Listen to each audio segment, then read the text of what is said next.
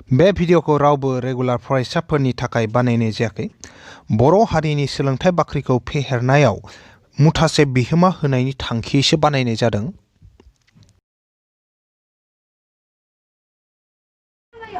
गोदान मोनसे थाखोसिम गासैखौबो बरायबाय आरो दिनैनि थाखोखौ जागायनो आखायाव लाबाय। दिनै जों चेप्टार 5 सानदुनि जौगाथिनि सोंथि 5.3 खौ जागायगोन। थांनाय थाखोआव जोङो सोंथि बिदां 5.2 खौ फोजोबखादोंमोन। सोरबा जुदि नैबे चेप्टारनि अबेबा मोनसे थाखोनि भिडिअखौ नायाखैमोनब्ला आरो बेखौ जुदि नायनोब्लाथाय आं गासैबो भिडिअनि लिंकखौनो नैबे भिडिअनि डेसक्रिप्शनाव होना दोनखादों।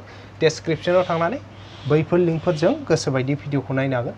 दा अब्लाथाय आङो दिनैनि थाखोखौ जागायलांसै। गिबिया दङ गाहायनि एपिफोरनि दाजाबगासै दिहुन। नाय अब्लाथाय मोनसे एपिआव बेनि बिदाफोरखौ दाजाबनोब्लाथाय जोंहा फर्मुला दं। फर्मुलाखौ आं लिरना होदो, गासैबो लिरना ला। फर्मुला बेफोरबायदि जे मोनसे एपिआव ना एनथि बिदाबसिम दाजाब गासै एनथि बिदाबसिम दाजाब गासै। नाय जुदि एनथि बिदाबसिम जों दाजाब गासै दिहुननांगौबाथाय जोंहा फर्मुलाया मा फैयो? कमा बाय एस एन फैगोन ना। एस साफिक्स एन ओमफ्राय फर्मुला मथे एन बाय 2 याव फैगोन 2s a plus n minus 1 d।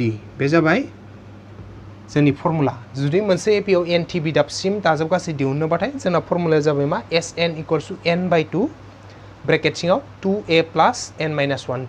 बे आरो अब्ला जेराव मा जाहैबाय ए माने मा? ए आ गिबि बिदाब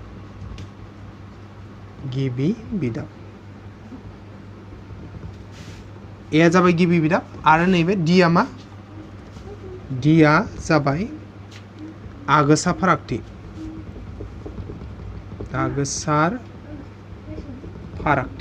बे आरो जेब्ला जोङो मोनसे एपिनि गिबि बिदाब आरो आगोसा फारागथिखौ दिहुनो ना जुदि मोनोब्लाथाय अब्ला एनथि बिदाबसिम दाजाब गासैखौ नै फर्मुलायाव फज'ना होयो जोङो।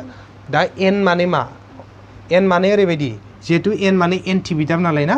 हमना ला बाथि बिदाब दिहुननांगौबा मा खालामनांगोन? बाथि बिदाब दिहुनोबाथाय नै एनखौ 5, नै एनआ 5, नै एनआ 5 बिदि जागोन। थिग बिदिनो जुदि द'थि बिदाब दिहुननांगौ मा जागोन? नैबे 6, नैबे 6, नैबे 6।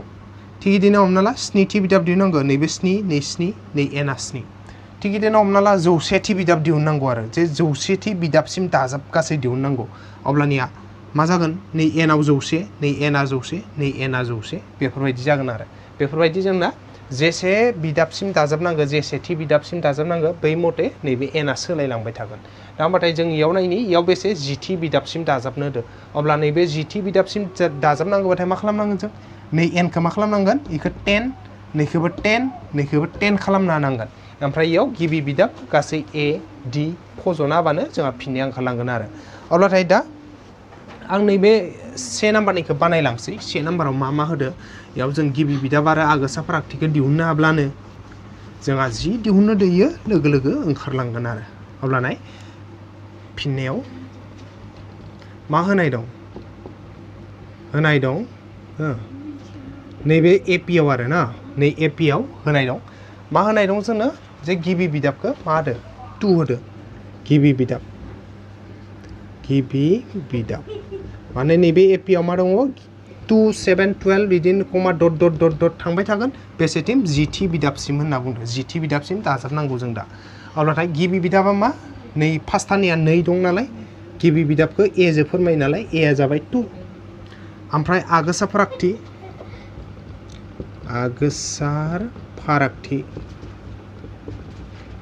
आगोसा फारागथि माने माजों फोरमायोमोन? Small d।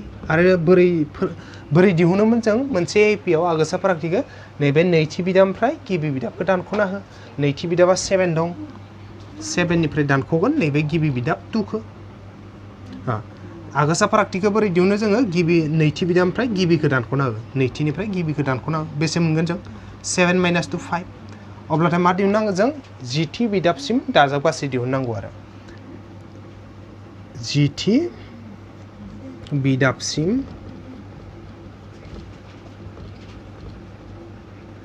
दाजाबगासै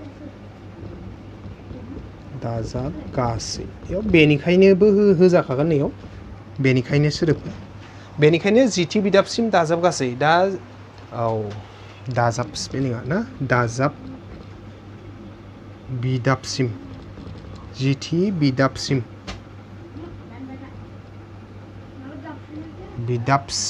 दाजाबगासै जों मा खालामबाय बेनिखायनो जिथि बिदाबसिम दाजाबगासै दा जोंना फर्मुलाया मामोन नैयाव लिरना खोन्थिदों आं फर्मुलाया जाबाय एनथि बिदाबसिम दाजाबगासैबा एन इक्वल्स टु एन बाय 2 2a प्लास n माइनास 1d बे जाबाय जोंनि मेइन फर्मुला दा नैबे मेइन फर्मुलायाव मा खालामनांगौ जिहेतु जिथि बिदाबसिम दाजाबगासै नालाय मा फैगोन नैबे n नि जायगायाव 10 नैबे n नि जायगायाव 10 नैबे n नि जायगायाव 10 स' s n नि जायगायाव 10 इक्वल्स टु n नि जायगायाव 10 नैबे गाहायाव 2 2a आ थाबाय बिदिनो प्लास थाबाय n नि जायगायाव मा 10 माइनास 1 ओमफ्राय d खेबसे खोन्थाना होबावदों आं जिहेतु जिथि बिदाबसिम दाजाबगासै नालाय मा n नि जायगायाव 10 फैदो नै n नि जायगायाव 10 n नि जायगायाव 10 बाखि एखेयैनो दं s आ एसेयैनो दं 2 आ 2यैनो दं 2a आ 2यैनो दं प्लास आ प्लासयैनो दं बिदिनो n माइनास 1 n नि जायगायावल' 10 फैदो माइनास 1 आ माइनास 1 दं d आ d यैनो दं ना अब्लाथाय जों जिथि बिदाबसिम दाजाबगासै माने मा s10 बेखौ दिहुननांगौ आरो s10 आ मा फैयो फर्मुला मथे 10 बाय 2 आरो ब्रेकेट सिङाव मा दङ 2a प्लास n माइनास 1 n आ मामोनलाय n आ 10 मोन ना 10 माइनास 1d नैबे s10 नि जायगायाव मा जायो बेखौ फज'बाय नैबेखिनिया जायो नालाय ना 10 बाय 2 2a प्लास 10 माइनास 1d दा याव मानखिनिखौ फज'नो हागोन जों नै 2 जो 10 खौ राननो हायो जों 2 जो 10 रानबा बेसे मोनगोन 2 जो 10 रानबाथाय 5 मोनगोन जों 2 जो 10 खौ रान 2 जो 10 रानबा बेसे 5 मोनो अब्लाथाय मा जाखो मा थाखो नैयाव लिरना होदों आं खेबसे आच्छा गाहायाव जागा थोखोना थोआ नायखानि नाय मा थाबाय इयाव ब्रेकेटनि बायजोआव 5 थाबाय ब्रेकेट सिङाव 2 थाबाय ए नि माना बेसे ए खौबो फज'खानाय जों ए आ जाबाय 2 ए नि जायगायाव 2 प्लास थाबाय नै 10 निफ्राय 1 थांबा बेसे 9 d आ बेसे मोनलाय d आ नै बेसे ओंखारदो 5 ओंखारदो d आ जाबाय 5 आं खेबसे खोन्थाना होफिनदो नैबे ब्रेकेटनि बाहेराव 2 जो 10 राननायाव 5 मोनदों नालाय नै 5 आ थाबाय बायजोआव ब्रेकेट सिङाव 2 दं 2 थाबाय ए आ बेसे 2 प्लास थाबाय 10 नि 1 थांबाथाय 9 आरो d नि माना बेसे 5 नै ए आ 2 आरो d आ 5 नंगौना नै ए आ 2 d आ 5 बेखौ फज'ना होबाय एबार दा जोङो आद्राखौ आं गोजौआव लिरना होनोसै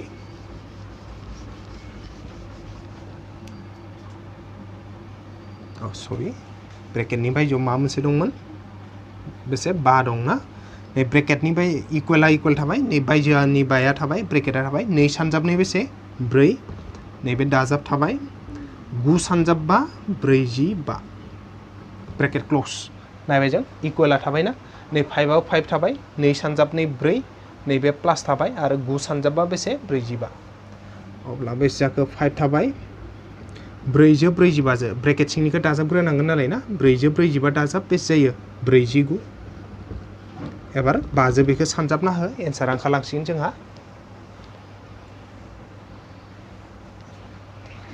5 सानजाब 9 45 4 थाबाय ना आखायाव 5 सानजाब 9 45 5 थाबाय 5 खौ लिरबाय 4 आद्रा थाबाय 5 सानजाब 4 बेसे 20 आरो इजो बेसे 24 माने बेसे 245 थामहिनबा 5 सानजाब 40 बेसे 245 5 सानजाब 45 5 थाबाय आखायाव सरि 4 थाबाय ये जाबाय 20 मोन 24 245 जाहैबाय अब्लाथाय जोंना जिथु जिथि बिदाबसिम दाजाबगासै दिहुननांगौ नै मोनसे एपिआव बे बेसे जाबाय जिथि बिदाबसिम दाजाबगासैया बेसे 245 बे आरो अब्लाथाय जोंहा बे मोनसे थांबाय रमान नाम्बार 1 आ नेक्स्ट रमान नाम्बार 2 आव फैनि जों एबार जों लाबाय रमान नाम्बार 2 को बेयाव मा दंनाय -37 -33 -29 कमा डट डट डट बेसे 12थि बिदाबसिम माने 12थि बिदाबसिम दाजाबनानै मा मोनगोन जोङो बेखौ दिहुननांगौ आरो दा इयाव माने एपि नि जिखिनि बिदाबफोर दंना इदिनो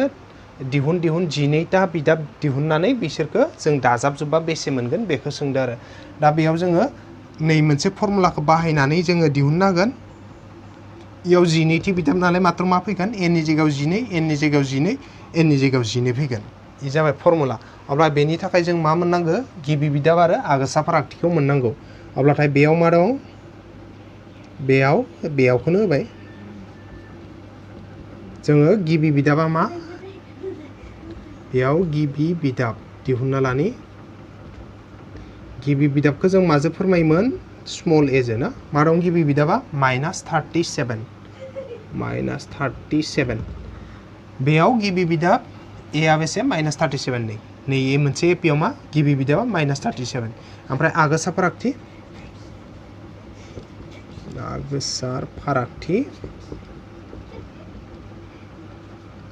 आगोसा फारागथिया माजों फोरमायो डी जो ना माबोरै दिहुनोमोन जों नैथि बिदाबनिफ्राय गिबि बिदाबखौ दानख'नांगोन नैथि बिदाबा मा -33 इनिफ्राय दानख'गोन नालाय माइनास सिनखौ होखाबाय सोरखौ दानख'गोन -33 निफ्राय -37 खौ दानख'गोन -37 जिहेतु सिगाङाव माइनास दं नालाय ब्रेकेटाव दोनबाय गावनि जेबो माइनासखा नालाय ना बे आरो माने आगोसा फारागथि दिहुननोबाथाय माबोरै दिहुनोमोन नैथिनिफ्राय गिबि बिदाबखौ दानख'यो नैथि बिदाबा -33 मोन -33 दानख'गोन नालाय माइनास सिन होबाय सोरखौ दानख'गोन गिबि बिदाब -37 खौ नै -37 अब्ला मा थाबाय -33 थाबाय माइनास इनटु माइनास प्लास आरो 37 थाबाय माइनास थाबाय 33 थाबाय माइनास इनटु माइनास प्लास 37 थाबाय मोनसे माइनास मोनसे प्लास अब्ला गेदेरनिफ्राय उन्दैखौ दानख' 37 आ 33 नि देरसिन नालाय 37 नि 33 थांबा बेसे 4 आरो देरसिन सिङाव प्लास नालाय +4 आरो बे जाबाय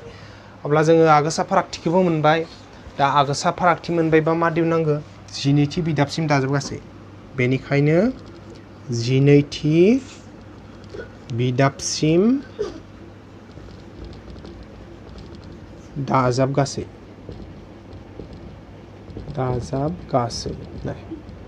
जिनैथि बिदाबसिम दाजाबगासैबा बोरै दिहुनगोन जोंना मामोनलाय फर्मुलाया n थि बिदाबसिम दाजाबनोबा Sn = n/2 * 2a + n-1d दा बेयाव जिहेतु जिनैथि बिदाबसिम नालाय नैबे n आ 12 नैबे n आ 12 नैबे n आबो 12 स' s थाबाय n नि जायगायाव 12 इकुवेल n नि जायगायाव 12 नैबे 2 थाबाय 2a थाबाय प्लास n नि जायगायाव 12 दानख'से थाबाय d थाबाय खेबसे खोन्थाना होदो n नि जायगायाव 12 n नि जायगायाव 12 n नि जायगायाव 12 थामहिनबा s12 माने मा 12/2 2a + 12 - 1d बेखिनिया फर्मुलाया थामहिनबा s12 = मामोन ए जाबाय 12/2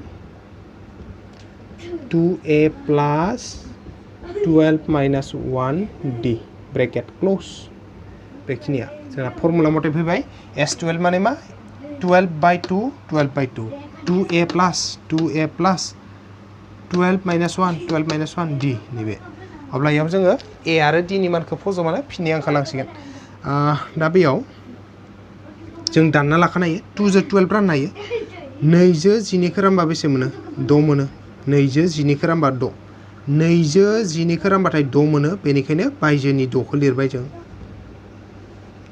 ब्रेकेट थाबाय 2 थाबाय a नि माना बेसे a नि माना बेसेमोन -37 ब्रेकेटाव लिर -37 दानख' नालाय ब्रेकेटाव लिरदो जों 2 आ 2 थाबाय a आ बेसे -37 प्लास 12 नि 1 थांबा बेसे 12 नि 1 थांबाथाय 11 d आगोसा फारागथि d आ बेसे ओंखारदो नै 4 ओंखारदो खेबसे नायफिनदो ब्रेकेटनि बायजोआव 6 दं ब्रेकेटनि बायजोआव 6 दं नालाय 6 खौ लिरबाय ब्रेकेटआ स्टार्ट 2 थाबाय a माने मा जाहैबाय -37 प्लास थाबाय 12 नि 1 थांबाय 11 d आ बेसे 4 नै a आ बेसे -37 a नि जायगायाव -37 d आ बेसे 4 बेखायनो d नि जायगायाव 4 दा एबार जोङो इखो गोरलै खालामलांसै अब्लानो जोंहा फिननाया ओंखारसिगोन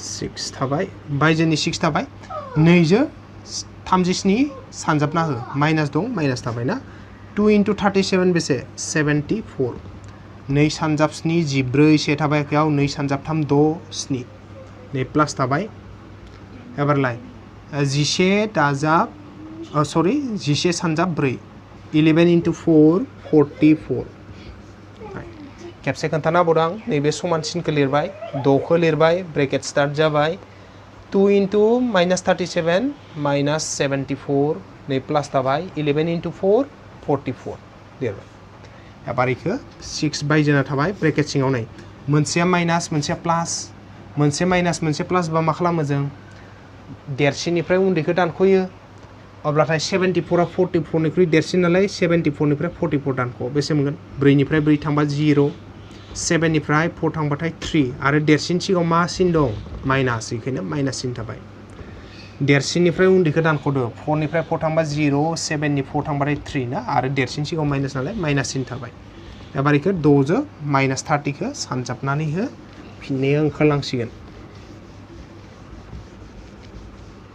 नाय 6 सानजाब लाथिख' लाथिख' आरो 6 सानजाब 3 बेसे 18 नैबे सिगाङाव मा सिन दं माइनास नै मा थाबाय 6 सानजाब लाथिख' लाथिख' 6 सानजाब 3 बेसे 18 ओमफ्राय माइनासआ थाबाय थामहिनबा नैबे एपि आव 12थि बिदाबसिम दाजाबबाथाय जों मा मोनो माइनास 180 मोनो आरो बेनो जाबाय बेनि फिननाय अब्लाथाय जोंना रमान नाम्बार 2 आबो जोब्बाय आरो रमान नाम्बार 2 आ जोबनायजों लोगोसे गासैखौबो साबायखर बावनानै दिनैनि थाखोखौ आं बेखिनियावनो फोजोबथ'बाय गोजोन्थों।